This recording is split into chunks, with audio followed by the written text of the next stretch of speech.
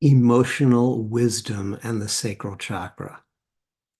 Now, every chakra in our subtle body system has been symbolically associated with one of the fundamental elements of existence, the elements of earth, water, fire, air, and space or ether. And the sacral chakra is associated with the element of water. Water symbolizes emotion and the felt sense of emotions that flow through the body-mind. Now, water can be frozen, hard, immovable. Emotions can become frozen, hard, immovable. Water can flood the land destructively. Emotions can flood our nervous system and overflow into our world destructively. Water can become stagnant, filled with rotting debris. Emotions as well can become stagnant when it hasn't been purified and flowing. But water can flow. Water can flow beautifully and can nourish and give life, and emotions as well. They can be flowing and life giving. And finally, water can be still, not stagnant, still and mirror-like, so that it both reflects the vast landscape, the sky, the stars, the sun, and also clear so that it reveals that which is deeper. And when our emotions are in states of serenity, of equanimity, of tranquility, then our nervous system has this unique capacity to be a reflector of the universe, of the cosmos, and also to be so clear that we can feel, see, and sense the deeper layers of consciousness that are within. And these are all qualities of water, qualities of emotion, and these are all expressions of the water chakra, the sacral chakra. So when the sacral chakra is healed, our emotions are healed. When the sacral chakra is awakened, the wisdom factor of our emotions are available to us.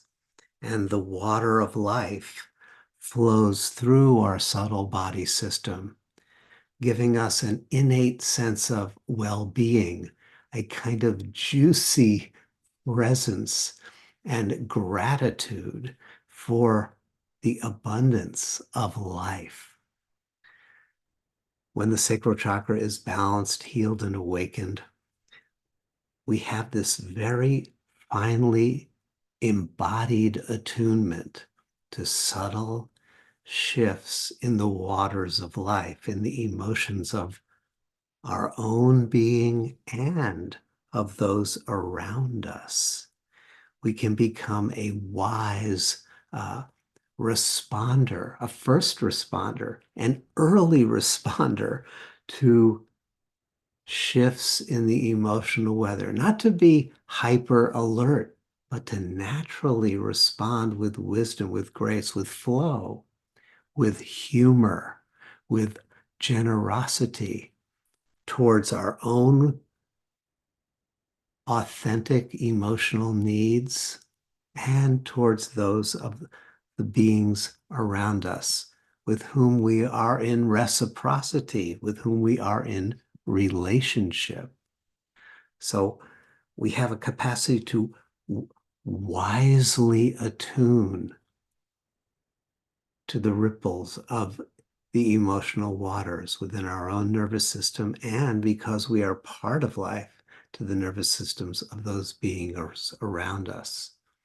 Now, when we were growing up in the families that we grew up with, it may have been, it likely was, so that our caregivers, our parents and our caregivers, did not have a fully balanced, healed, and awakened sacral chakra, that they may have had a complicated and incomplete relationship with their own emotions, and thus created a culture within the family that reinforced maybe freezing emotions, maybe overflooding emotions, maybe stagnant emotions.